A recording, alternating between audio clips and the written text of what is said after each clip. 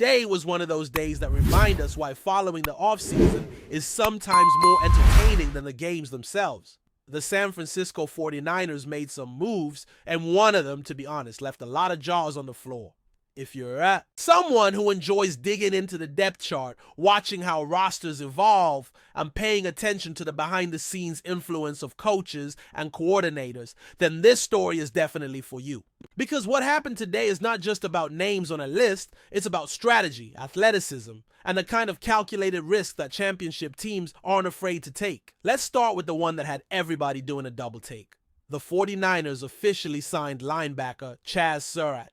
Now, if you're just casually tuned in, you might be thinking, okay, cool, just another linebacker to add to the room. But slow down. This is not your average signing. Chaz Surratt has one of the wildest football journeys you'll hear in a long time. This man started his college career not on defense, not as a linebacker, but as a quarterback. That's right, the guy who now hits people for a living used to be the one calling plays under center. He was the starting quarterback at the University of North Carolina. He made that switch to linebacker and then actually got drafted at that position in the 3rd round by the New York Jets. He didn't get a ton of snaps on defense over there, but where he made his name was on special teams, over 600. Snaps played and a solid PFF grade just over 73. That's not just a role player. That's someone with impact. And now here he is in the Bay Area with a shot at something bigger. The interesting part is how this all connects back to Robert Saleh and Brent Boyer. For those who might have missed it, Saleh, the former 49ers defensive coordinator and now head coach of the Jets, was a big supporter of Surratt. He saw something in him. And Brent Boyer, who's now with the 49ers as the special teams coordinator, also had a front row seat to what Surratt could bring. So when this guy gets picked up by San Francisco, it's not random. It's not just filling a roster spot. There's intention here.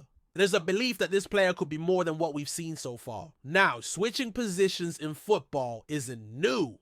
We've seen quarterbacks become tight ends. We've seen wide receivers become defensive backs. But quarterback to linebacker?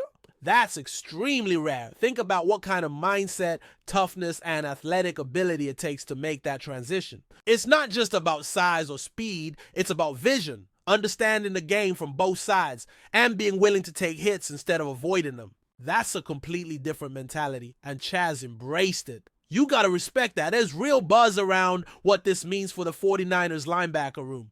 Look, we know who the mainstays are, and we've talked about young talents like D. Winters and even guys like Nick Martin. But the addition of Surratt adds a new layer. He's not a lock to start, not yet. But there are people inside and outside the building who believe he has the tools to compete for that role. And remember, special teams is going to be his ticket to the roster. That's his foundation. But if he keeps impressing, don't be surprised if he finds himself earning more snaps on defense. And this is where the 49ers are smart. They're not just bringing in names. They're bringing in versatility. They're adding competition. They're creating situations where a guy like Nick Martin doesn't have to be rushed, where young players can develop at their pace, and where the best performers rise to the top. That's how good teams operate. You stack talent and let the internal battle shape the final 53. Now, while everyone was trying to digest the Surratt signing, the 49ers went ahead and dropped another surprise. Veteran punter Thomas Morstead is now officially in red and gold. And yeah, punters don't usually grab headlines, but this move has ripple effects that go way beyond who's kicking the ball on 4th down. First, it means the end of the road. For Mitch Wishnowsky, who had been the guy in San Francisco for a while, but dealt with injuries last season, both knee and back issues, and saw his performance dip. His net yards per punt were the lowest of his career. Morstead is a seasoned pro. He's 39 years old and has been around the league. He's seen everything, but more importantly, he's another Brent Boyer guy. You're starting to see a pattern, right? The 49ers are leaning heavily into guys who know the system, guys who've worked with the current coaching staff, and guys who bring immediate trust and reliability. That's especially valuable on special teams, where chemistry and consistency matter just as much as raw talent. So now you look at the revamped special teams unit, and it's completely different. New punter in Morstead. John Wertel is handling long snapping. The kicking job is between Jake Moody and Greg Joseph. And the return duties? Junior Bergen and Jacob Cowing are in the mix, with the possibility of someone else stepping up. Deebo Samuel handled kick returns last year, but with his role shifting, that job is wide open again. And speaking of Jake Moody, there's been a lot of chatter online about how he's the last man standing from last year's special teams crew. It's kind of hilarious when you think about it. Everyone else has changed, but Moody remains. It says a lot about how much the front office believes in his long-term potential, but it also highlights just how sweeping these changes have been. The message is clear. The 49ers weren't happy with how things were operating in that phase of the game, and they've made bold, deliberate moves to fix it. But that's not all the good news. Behind the scenes, there's been some serious financial wizardry going on. Fred Warner's contract was restructured, and the result is a massive cap space boost for next year. We're talking about over $46 million in effective cap space for 2025, and some estimates even put it closer to $57 million. That is elite level cap management, especially when you remember how much dead money the team had to eat this year. They took their medicine, reset some deals, and now they're in a great position moving forward. Fred Warner's new deal included a big signing bonus and a large option bonus for 2026, both of which are being prorated to ease the cap hit. And that's just part of a broader strategy. George Kittle had his deal adjusted too. All of this sets up the 49ers to be flexible and aggressive when needed, whether that's adding a free agent mid-season or rolling space into next year when some bigger extensions come due. It's been a masterclass in cap strategy. The team gave Brock Purdy a monster extension, $265 million over the life of the deal, and still managed to keep everything else intact. That's not easy. Plenty of franchises lose depth or scramble to make numbers work after giving out contracts like that. But the 49ers are navigating it like pros. And this connects to the draft strategy too. No, the plan wasn't to come out of the draft with 5 straight defensive players to start. That's just how the board fell. But it worked out beautifully. The roster is now flush with young defensive backs, linebackers, and special teams. Contributors. It's not just about patching holes. It's about building a foundation that lasts. You want hungry guys who can grow within the system. You want internal competition that forces everyone to raise their game. And that's exactly what we're seeing now. There was a lot of panic early in the offseason when it seemed like the Niners weren't doing much. Fans were questioning the lack of splash moves, worried about who was leaving and who wasn't coming in. But step back and look at the bigger picture. This team had a clear plan. They made smart, patient decisions. They didn't overpay for names. They invested in the future without sacrificing the present. And now they've got depth, cap flexibility, and a revamped special teams unit that might end up being one of the strongest in the league. And tomorrow, it gets even better. Open practice is on deck. OTA sessions continue, and Kyle Shanahan is scheduled to speak afterward. That means we'll finally start seeing these new faces in action. We'll get footage, updates, impressions from the field. You know the drill. It's that time of year when things start to feel real again. Football's in the air. The season is still a ways away, but you can feel the energy building. The team is coming together. The plan is unfolding. And the best part? There's still more to come. As the offseason continues to unfold, the San Francisco 49ers' approach to building their roster reveals a clear and deliberate vision. The moves they have made so far, especially the signing of Chaz Surratt and Thomas Morstead, demonstrate that the team values versatility, experience, and familiarity with their coaching staff's philosophy. The commitment to players who have either worked with their system before or show a unique ability to adapt is a testament to how the 49ers are shaping their identity, not just for the upcoming season, but for the long term. Chaz Surratt's transition from quarterback to linebacker is emblematic of this mindset. His ability to understand offensive schemes from the quarterback position provides him with a unique perspective on reading plays defensively. This kind of insight can be invaluable when learning a new position, especially one as demanding as linebacker, where anticipation and rapid decision-making are crucial. While it's still early to tell how big of a role he'll carve out for himself on defense, his special teams contributions will undoubtedly be the foundation upon which he builds his case for increased playing time. The 49ers coaching staff clearly believes in his potential, and it will be fascinating to watch his development throughout training camp and the preseason. Meanwhile, Thomas Morstead's arrival brings a steadying veteran presence to the special teams unit. His track record speaks volumes. He's been one of the most reliable punters in the NFL for over a decade, and his ability to consistently flip field position is a strategic advantage that can't be overstated. Punting may not grab headlines, but its impact on game flow and momentum is profound.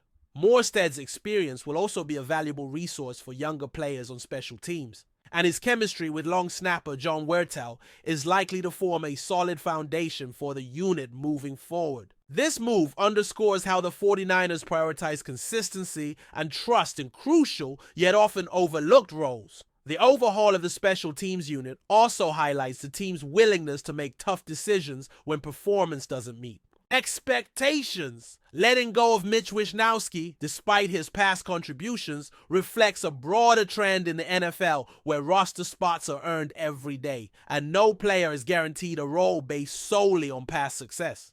Injuries and declining performance forced the 49ers' hand, and bringing in Morstead signals a new chapter aimed at restoring reliability and efficiency in this phase of the game. Financially, the 49ers' savvy restructuring of key contracts, like Fred Warner's and George Kittle's, shows a front office that is not just focused on the here and now, but on sustainable success. The substantial cap space created through these moves gives San Francisco the flexibility to address needs as they arise, whether that means pursuing free agents mid-season or preparing for inevitable contract renewals down the line.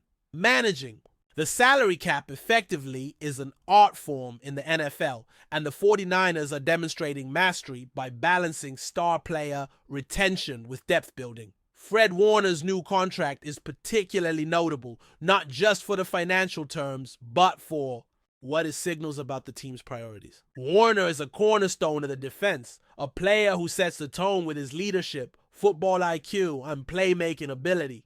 Locking him up long-term solidifies the linebacker core and sends a message to the rest of the roster about the standards expected in San Francisco. The prorated bonuses and clever structuring also show how the team is thinking creatively to maximize roster talent while staying within financial limits. This cap flexibility and strategic roster management ties directly into the 49ers draft philosophy. While it might have seemed unusual at first to focus heavily on defense early in the draft, the logic is sound. Building a dominant defense takes time, and finding young, adaptable athletes who can grow within the system ensures the team's competitive window remains open. With the infusion of new defensive backs, linebackers, and special teams contributors, the 49ers are setting themselves up for sustained success, not just a quick fix. The offseason has also been a reminder of the importance of patience and vision. Fans sometimes get caught up in the rush for headline-grabbing free agent signings or blockbuster trades, but the 49ers' quiet, methodical approach proves there's value in steady progress. They didn't panic when early moves were limited. Instead, they focused on developing their own players and adding complementary pieces that fit their system. This approach builds a strong culture, one where every player understands their role and feels they've earned their place through hard work. As we look ahead, the open practices and OTA sessions will provide the first real glimpse of how all these pieces come together on the field. Watching new players like Surratt and Morstead interact with veterans, seeing the energy in the linebacker room, and observing the special teams drills will offer invaluable insights. Kyle Shanahan's comments after practice will be especially telling, as he's known for his candid assessments and willingness to call out what needs improvement. Beyond the roster moves and contracts, there's a palpable sense of excitement around the 49ers. The team is blending youth and experience, adding depth and versatility, and positioning itself for a strong season. It's a reminder that building a contender is a process, one that requires attention to detail and a clear vision. The 49ers seem to have both. And as the calendar moves closer to training camp and the start of the season, the anticipation only grows. In the end, these off-season moves aren't just about filling holes or managing the salary cap. They're about creating A team that can compete at the highest level, adapt to challenges, and sustain success over time. The 49ers have shown a willingness to be bold yet calculated, to trust in their system and in the players who fit it. For fans, it means there's every reason to be optimistic. The pieces are falling into place and the best is yet to come. But before we dive in, don't forget to subscribe to 49ers Zone and hit the like button on this video. Your support helps us keep bringing you the latest updates on the San Francisco 49ers. And don't forget to share your thoughts on the news in the comments below. In a stunning twist that's already sending shockwaves through the NFL, rumors are swirling that the San Francisco 49ers might be pulling off one of the most surprising moves of the offseason, trading away their promising quarterback Brock Purdy and bringing in veteran Kirk Cousins to lead their offense. While nothing is officially confirmed, the buzz around the league suggests this could be a game changer, not just for the 49ers, but for the entire NFC. Purdy, who emerged as a fan favorite after stepping in during the previous season, showed tremendous poise and potential, quickly becoming a key piece of San Francisco's offensive strategy. His ability to manage the game and make clutch plays turned heads and raised expectations about the future of the franchise. However, despite Purdy's rise, the 49ers might be looking to shake things up with a more experienced signal caller to elevate their attack and aim for immediate Super Bowl contention. Enter Kirk Cousins, a seasoned quarterback known for his accuracy, leadership, and consistency. Cousins has spent years proving himself as a reliable starter in the league, and his presence could bring a different dynamic to the 49ers offense. Sources close to the situation suggest that San Francisco's front office sees Cousins as the piece that could unlock their championship ambitions, especially given their strong roster and offensive weapons. The potential trade raises many questions. How will Purdy's departure affect the team's chemistry and long-term plans? Is Cousins ready to step into a high-pressure environment with a team hungry for a title? And what does this mean for the 49ers' offensive scheme under their coaching staff, who will need to adjust to Cousins' playing style? Fans and analysts are already speculating on the broader implications. Could this move spark a domino effect in the quarterback market? Will other teams start making bold moves to secure proven veterans or promising young talents? The NFL offseason is typically full of surprises, but a trade of this magnitude would undoubtedly be one of the most talked about stories. While the details remain murky and official announcements are still awaited, the mere possibility of Purdy being traded for Cousins has ignited passionate discussions across sports media and fan forums. For now, all eyes are on San Francisco as the rumor mill churns, waiting to see if the 49ers will indeed bring in Kirk Cousins to command their offense and change their destiny in the league. If it happens, the NFL landscape might never look the same again. That's it for this update. If you enjoyed the video and want to keep receiving exclusive news about the San Francisco 49ers, make sure to subscribe to 49ers Zone and give this video a like. We always look forward to hearing your comments and opinions. See you in the next video.